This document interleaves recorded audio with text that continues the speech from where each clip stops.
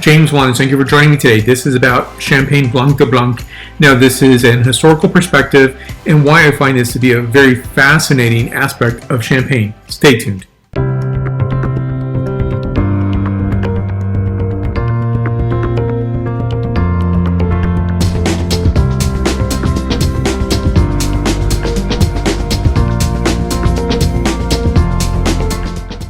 Now, this is a format that I really wanted to be doing for a while, and yes, that's because I do a lot of individual bottle reviews, which I think are very important to do, and I'll continue to do so. And I really want to get back to doing more things that I think are also important to do, such as maybe these perspectives, these snapshots, in particular about Blanc de Blanc Champagne, which I always view as a 2,000-year wine in the making. It's a relatively new phenomenon when you compare the history of Champagne. To me, this is a really nice pictorial because you see the really an ancient flag of Champagne. It's a royal blue, and that's significant. I'll tell you more about that in a moment. In this picture, this is in 2016. I was in Reims, and in this picture you see I'm at Champagne-Lançon, and you can see in the background is the Notre Dame de Reims. And to me, it's very emblematic. The reason for this region for being here will be evident soon. But to me, this is a very, very important feature to see these wine grapes. I think it's Pinot Noir. And then in the background, you see the very historical cathedral, this high Gothic architecture, which is absolutely beautiful and stunning. Now, I think when you look at a topical matter such as Blanc de Blanc, it is a more complex subject matter, one that I think requires a word cloud. So I use word cloud to describe complexities and aspects of that. So you see very obvious things here, such as Chardonnay, because Blanc de Blanc is a Chardonnay-based wine. You see things like Brut Nature, which is one of my favorite styles. You'll see Côte Blanc, which is a region where you're going to find most of the Chardonnay being produced in Champagne itself. Without these particular historical figures, we probably wouldn't have Champagne the way we do today. Champagne would exist in a way that's not, say, a world-class wine that it is today. So when you look at this, you're going to look at the coronation. It always took place in the Cathedral Notre Dame de Reims. But their wines were challenged from the very beginning because it's at a very northerly latitude to grow wine grapes, Vitis vinifera. Clovis, king of the Franks, he is baptized in the Catholic Church in 508. So he is really going to have this done here at the Notre Dame de Reims. Now keep in mind that there's always been some version of a church or cathedral here, so maybe a Carolingian or a Merovingian expression, and then it continued to be built up over time. You find this throughout the France and other places in Europe as well that this happens. You see two kings here, King Hugh Capet and Robert II, the Pious. There's not really that certainty that they actually started ruling at the same time. They probably did rule at one point at the same time, but I definitely think that Hugh Capet perhaps had a few years compared to his son. Robert II lives longer than his father, and he continues his term as king of the Franks. When you get to his son, Henri I, this is the first king of the French. So the Franks were Germanic-speaking peoples. Now, the Franks were really having their kingdom in a northeasterly portion of France today, that is, Reims, or the Champagne region. And that's something that's important to know. There were greater aspirations, say, becoming the king of all of France. So in some level, they were the entire kings, titular kings of France, but they weren't really controlling those regions, maybe the Ile-de-France or Navarre or other regions in France. But ultimately, these become very, very important people. So Hugh Capet, the House of Capet, or the Capetians. Now they rule until the mid-13th century, and with that comes, the 100 Years' War. But keep in mind that the House of Capet had two cadets, that is the Valois and the Bourbons. So historians look at this in terms of one historical long reign of one family. So they do divide up in two different houses, but they're all related to the House of Capet. So Henri I becomes king of France in 1026, succeeding his father, King Robert II. And again, it's going to be in a precursor to this high Gothic architecture of the Cathedral Notre Dame de Reims. And so again, there's been always some portion of the cathedral that's been there and it's been rebuilt again and again. When I speak of Champagne, it is a crossroads, sometimes good and sometimes not so good.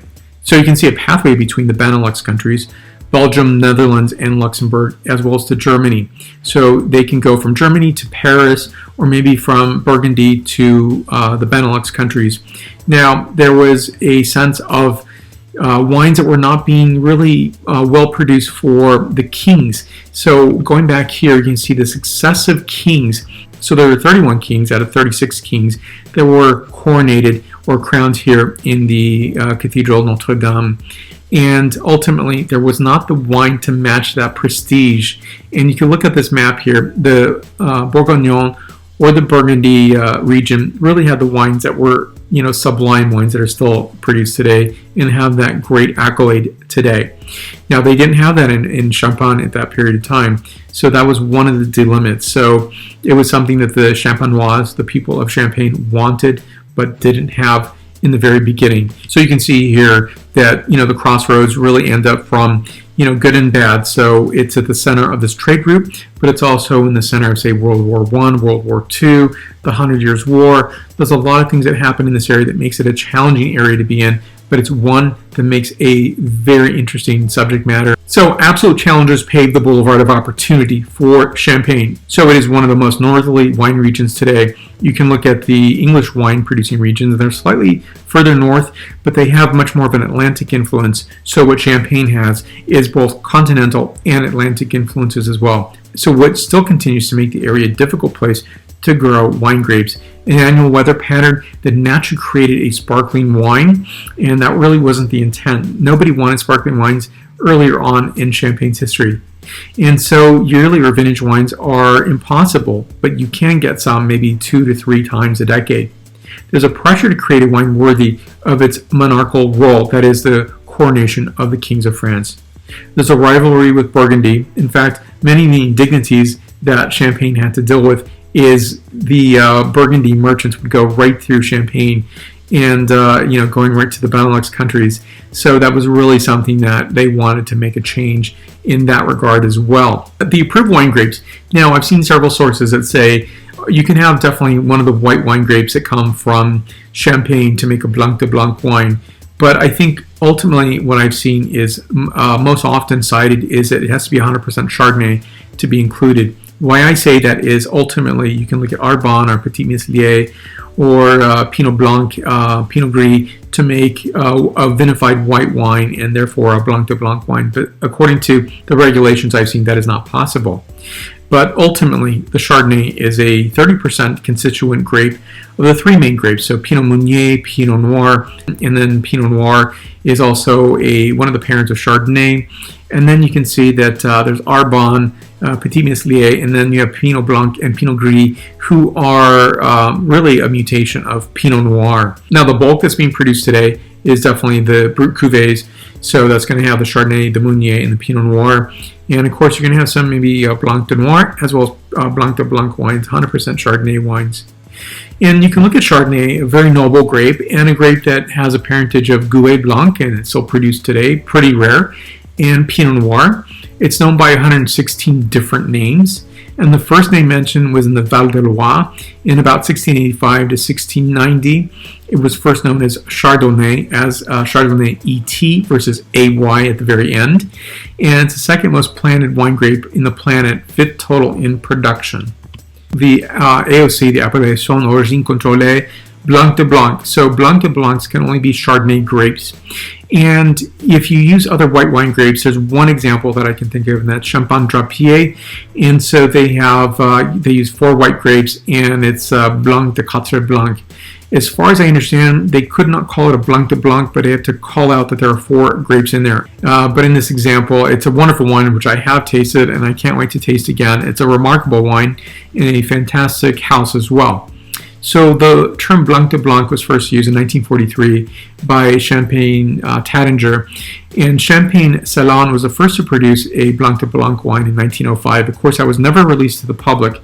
The first released wine is in 1921, and you can see in this particular picture in the upper left, it says 1964, and they finally put this on the packaging in 1976. I saw a citation online that said it was in the 80s, and that's not true because this example here shows the true number in 1976. I did look at the previous vintage, and it was showing this similar type of label that you see in the 1964 labeling. The timeline is important in Champagne.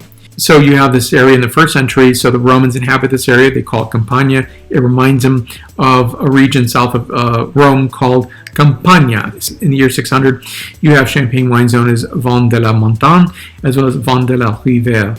And so wines of the mountain, wines of the river. The House of Capet comes into play, and this is their armorial shield. Very important because you can see the fleur-de-lis there, the royal blue. You can look at this in a historical lens, and you can see that this is still used today. You can see the Ile-de-France, or the city of Paris, uses the very royal symbol of the fleur-de-lis. And why I bring that out is because you have the French Revolution, where this becomes has no place in the First French Republic, and that is something that is really frowned upon. And so today, I'm sure Maximilien Robespierre has been turning in his grave ever since. So this is really considered to be something you'll see quite often in France today. So in the timeline, in the 14th, 15th century, you have the 100 Years' War, which is actually really destructive for the Champagne region. And that's a fight in terms of who succeeds the House of Capet for the crown of France. In timeline continuing forward in the 16th century, you have King Francis I. He proclaims himself as the Roi de Haï, and basically Haï is part of the Champagne region. In 1638, you have through 1715, you have Dom Pérignon. He's a cellar master at the Abbey Hauteville, and so his acclaim is really improving the quality of the wines. We would not recognize the wines in his time in terms of being the sterling wines that they are today. Though they did increase in quality slightly, he increased them much more so. That is, he blended wines together, base wines, to make a better wine. He had pruning technology or techniques to make sure the wines were producing the vines were producing the right amount of fruit, and he lowered the yields and harvest to have better fruit that's being produced. Then we have another powerhouse of bookend in Champagne, that is Madame Clicquot Ponsardin. She invented the riddling table, an extraordinary business person, and took absolute success to create her house that she inherited from her husband. So Veuve Clicquot, the widow Clicquot, was really a forward thinker in terms of her business capabilities. She wrote 100,000 letters in her life, all towards business and uplifting the brand, her house, to be one of the prime houses that would export, say, to Russia or abroad in other places as well. So she was a par excellence business person, and one to not be forgotten today. She's not, of course. Perrier-Jouët produces the first bottle of Brut Nature in 1840. The House of Champagne, or the Champagne Salon, produces the first Blanc de Blanc. And to me, when I think about this, it's a wine that is encompassing the quality measures from Madame Clicquot to Dom Pérignon, and ultimately we get to the stage of producing excellent wines. And you have the Champagne Salon wines being produced, and the first Blanc de Blanc is introduced and first made in 1905, released in 1921. And then in 1957, you have the producer Champagne Palmier. They produce the first Blanc de Noir wine called the Brut Integral. You're going to see that in the Côte de Blanc, it's easy to figure out what is grown there. That is Chardonnay. Most of the Chardonnay in Champagne comes from this region. And you're going to see that, of course, very select areas. There's the Grand Cru, Premier Cru, in very specific regions that are specified in terms of the AOC, or the particular guidance that Champagne cannot come from the entire region. You might have something called a Couteau Champenois, or maybe in this area, in the Alpes, you might have the Rosé de Ricci, which is a beautiful rosé wine, one of my favorites, in fact. And so you see in the next slide, producer types. Most of the bottles sold today are the NM, or the Maison wines, 214 million bottles. So keep in mind, 2020, there's a 20% reduction, and that was because of the COVID era.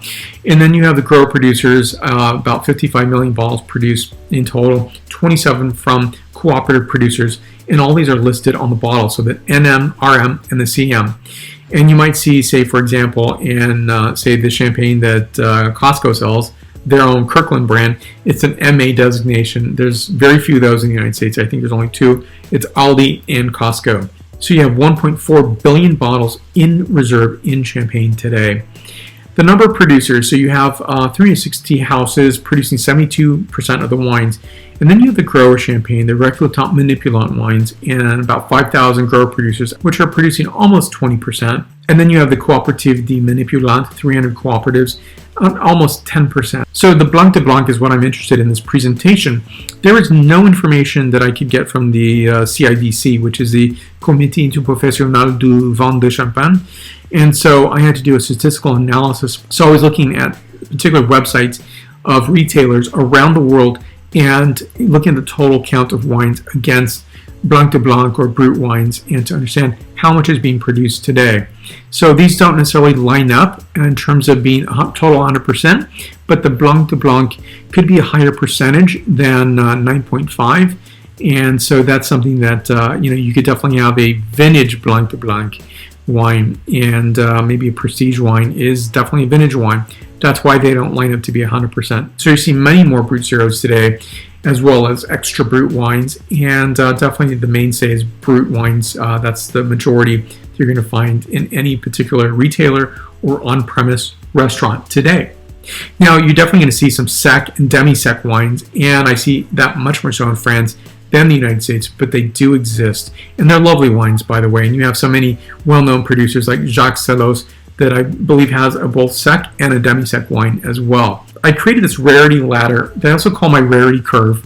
I use the unicorn. So Blanc de Blancs, of course, they're pretty rare wines. You don't have a lot of them being produced. They're, in my opinion, again, the most elegant wines you can find in Champagne, 2,000 years in the making. And then you have things like Extra Brut or Brut Nature or vintage wines, and vintage plus magnum and larger formats.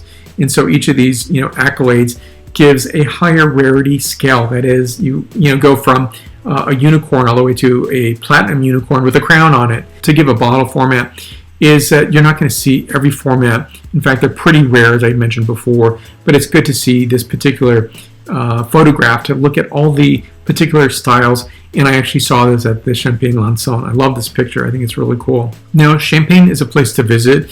If you do visit, and you can see these orange ovals here, they're the domains or the Champagne houses you can visit in Champagne. There's 125 miles of caves or clairières, and they're between 65 and 135 feet below the street level.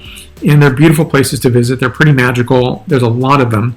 And really, they do play a course in history of Champagne in terms of not just being the place where wines are being stored, but also where, there was an intrigue of World War I, World War II. So they definitely play out in that way as well. The Notre Dame de Reims is a fantastic, beautiful cathedral to see, rebuilt because in World War I, the roof was collapsed due to bombing in World War I. So you have Basilica Saint-Remy, and it's also a fantastic, beautiful, historical basilica to visit. The Museum of the Surrender. That's where the Allies go to get the surrender from the Germans, and this happens in World War II.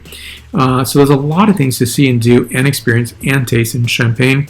And here's my experience of tasting this beautiful 1980 Brut from Louis Roederer.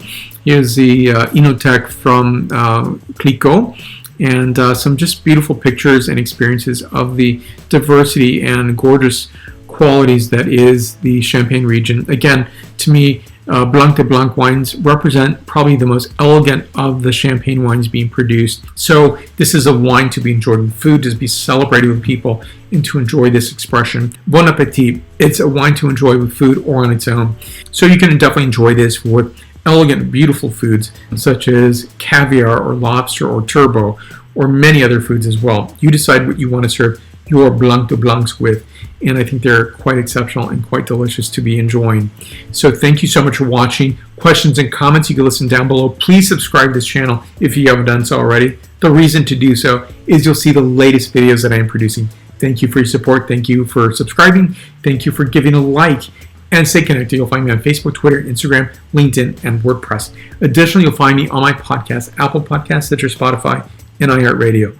Thank you so much for watching today. I do appreciate it. A votre santé.